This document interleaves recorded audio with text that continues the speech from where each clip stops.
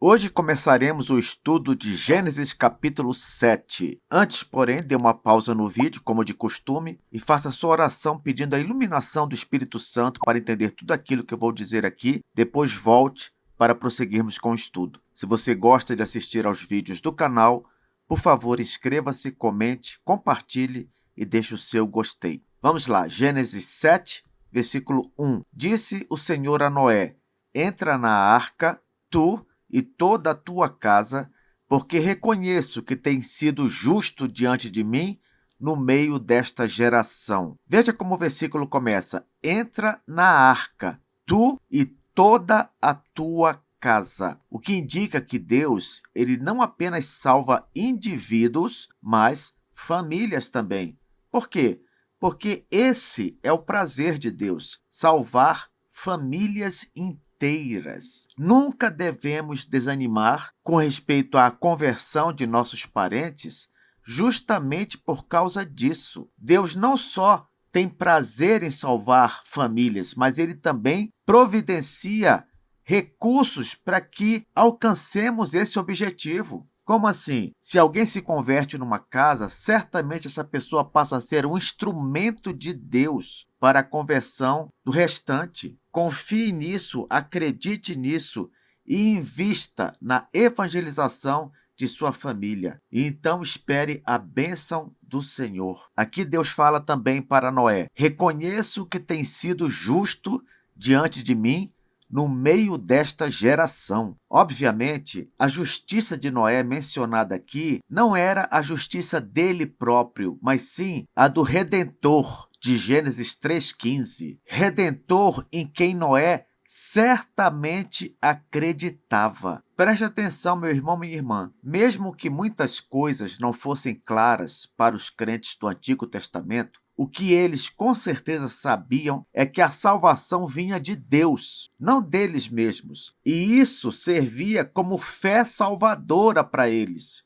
Compreende? O que Deus queria era apenas isso, que crescem que a salvação vinha do próprio Deus, não do ser humano. Assim como acontece com os crentes do Novo Testamento. Quando nós cremos que a salvação não vem de nosso esforço, de nossos méritos, mas de algo fora de nós, algo do próprio Deus, aí sim estamos no caminho certo. E o que é isso fora de nós, fora dos nossos esforços e méritos? É a pessoa e a obra do Senhor Jesus Cristo. No Antigo Testamento, eles já sabiam desse Redentor e criam verdadeiramente que era Deus que iria providenciar a salvação deles. Veja o que o apóstolo Pedro diz no Novo Testamento sobre a salvação dos antepassados, isto é, a salvação dos crentes do Antigo Testamento. Está lá em Atos 15, versículos 10 e 11. Agora, pois, por que tentais a Deus, pondo sobre a cerviz dos discípulos um jugo que nem nossos pais puderam suportar, nem nós, mas cremos que fomos salvos pela graça do Senhor Jesus, como também aqueles o foram. Viu só? O apóstolo Pedro está dizendo aqui que os antepassados judeus, aqueles crentes do Antigo Testamento, foram salvos também pela graça do Senhor Jesus. Este foi o caso de Noé, o que significa que a justiça de Noé não era a justiça dele, mas do Redentor no qual ele cria. Versículo 2. De todo animal limpo levarás contigo 7 pares, o macho e sua fêmea, mas dos animais imundos, um par, o macho e sua fêmea. Se o texto aqui está dizendo animal limpo e animais imundos, então fica claro que antes mesmo da lei mosaica, antes mesmo daquela lei que Moisés recebeu no Sinai, uma lei que falava sobre animais limpos e impuros, já havia esse conhecimento no meio do povo de Deus muito antes, muito antes. Não à toa é dito a Noé que leve animais limpos e imundos. Ah, professor, então essa distinção é bem antiga mesmo, hein? Com certeza, bem antiga. É provável que logo na primeira geração, após Adão e Eva, já houvesse essa ideia de que certos animais deveriam ser considerados limpos, próprios para comer e para ofertar ao Senhor, e que também havia animais imundos que deveriam ser rejeitados tanto para servir de alimento como para ofertar em sacrifício. Continuando, o texto diz: de todo animal limpo levarás contigo 7 pares, o macho e sua fêmea. Nós já sabemos que o número 7 indica plenitude, totalidade. Isso significa aqui que deveriam ser levados todos os animais limpos necessários. A totalidade de animais necessários para quê? Não só para a alimentação futura do povo de Deus, não, mas também, como eu acabei de falar, para sacrificar ao Senhor após o dilúvio. Por isso que a quantidade de animais puros é muito maior. Enquanto tinha de levar 7 pares, macho e fêmea, de animais limpos, de animais imundos seria um par apenas. Olhe como Abel, lá em Gênesis 4:4, ofereceu um animal em sacrifício ao Senhor. Você lembra? Diz lá: Abel, por sua vez, trouxe das primícias do seu rebanho e da gordura deste. Agradou-se o Senhor de Abel e de sua oferta. Não é dito aqui, mas podemos supor que Abel escolheu um animal puro, como um cordeiro, porque ele já sabia que Deus só aceitaria animais puros como sacrifício. E aí, seguindo esse costume, Noé levou mais animais limpos do que imundos, para que, após o dilúvio, continuasse sendo feito uma oferta de animal limpo para o Senhor. Olha o que diz Gênesis 8:20, algo que ocorre após o dilúvio. Levantou Noé um altar ao Senhor e, tomando de animais limpos e de aves limpas, ofereceu holocaustos sobre o altar. Note como Deus planeja com sabedoria. Até o detalhe do número maior de animais limpos tem propósito. No caso, que propósito? Alimentação e ofertas futuras. O juízo do dilúvio foi planejado, mas o que viria depois do dilúvio também foi planejado. Por quê? Porque Deus já tem tudo escrito. Versículo 3 diz assim: também das aves dos céus 7 pares, macho e fêmea, para se conservar a semente sobre a face da terra. Quando fala aqui que levou das aves, não se esqueça de que Noé não levou literalmente tudo que é ave, não. Ele só levou os tipos básicos dessas aves, aqueles tipos que deram origem às variações dentro da espécie ave. Lembra? Tipo básico é aquele tipo de animal que tem no seu código genético todas as variações de sua espécie. Então, um tipo básico de uma ave, por exemplo, poderia gerar inúmeras aves diferentes. Por isso também que não devemos pensar: como é que Noé conseguiu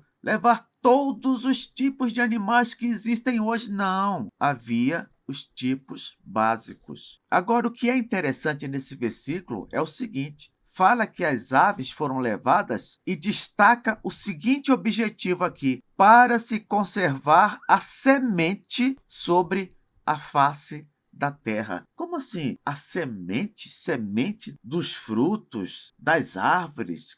Como é que as aves iriam conservar a semente sobre a face da terra? Como é que é isso? Vou explicar aqui para você. As aves, elas ajudam a conservar a semente pelo processo de dispersão. Como assim? Elas transportam sementes pelo bico, pelas penas, pelas patas e também pelas fezes, após comer frutos como laranjas, figos, açaí, uvas, etc. Elas vão transportando essas sementes dos frutos e isso cria um reflorestamento natural, sabia? Mesmo em distâncias enormes. Por exemplo, a ararinha azul carrega sementes através de longos voos no sertão, permitindo que plantas cresçam em lugares onde nenhuma outra espécie conseguiria levar sementes. Elas fazem isso. Os tucanos espalham sementes de plantas nativas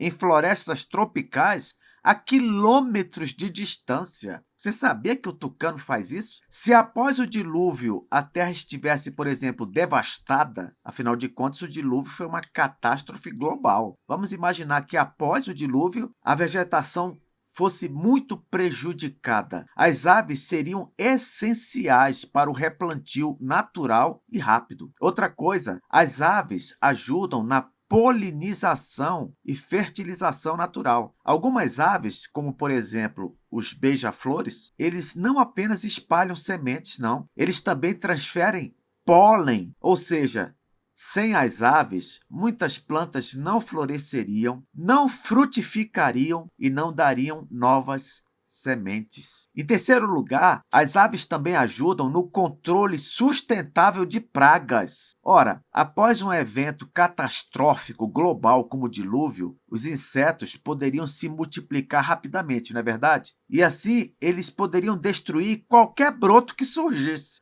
Surgiu um broto ali, já vai lá um inseto e acaba com ele. Como é que as aves fazem para controlar as pragas? Elas comem gafanhotos, larvas, mosquitos, besouros, cupins, lagartas. Isso mesmo. Sem as aves, o que nascesse poderia morrer rapidamente por causa das pragas. Mas com as aves, não. Elas eliminam essas pragas comendo todas elas. As aves também são fundamentais em áreas costeiras, aquelas áreas mais pantanosas. Depois do dilúvio, o solo, é claro, ficaria encharcado, salinizado e sem estabilidade. E as aves, porque voam em áreas onde muitos mamíferos não chegariam, elas podem já iniciar um ciclo de restauração em locais remotos, perigosos. Entende? Então aqui nós podemos fazer um resumo, que é o seguinte: as aves têm o papel de dispersar sementes e causar assim um reflorestamento. Elas também, algumas delas é claro, têm o papel de polinizar e assim causar o surgimento de flores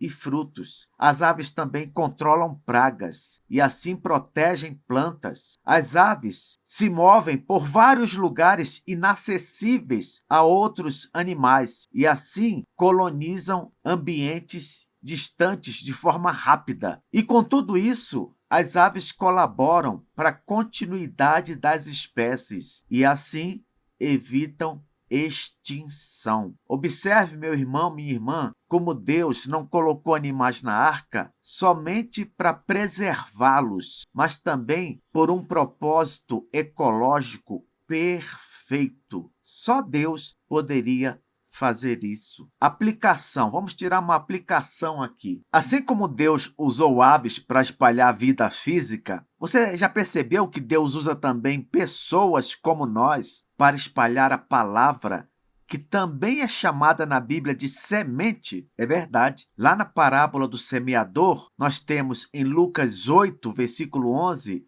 o seguinte: este é o sentido da parábola. A semente é a palavra de Deus. Conclusão. Em outras palavras, aves espalham sementes da vida vegetal. Cristãos espalham sementes da vida espiritual. Conclusão. As aves seriam elementos essenciais de reflorestamento, equilíbrio ecológico e preservação da vida no planeta pós-dilúvio. Assim, elas estariam servindo como agentes naturais de restauração da terra. Como? Através da dispersão de sementes, polinização e controle de pragas. Que maravilha! Na próxima aula, continuaremos o nosso estudo de Gênesis capítulo 7. Até lá!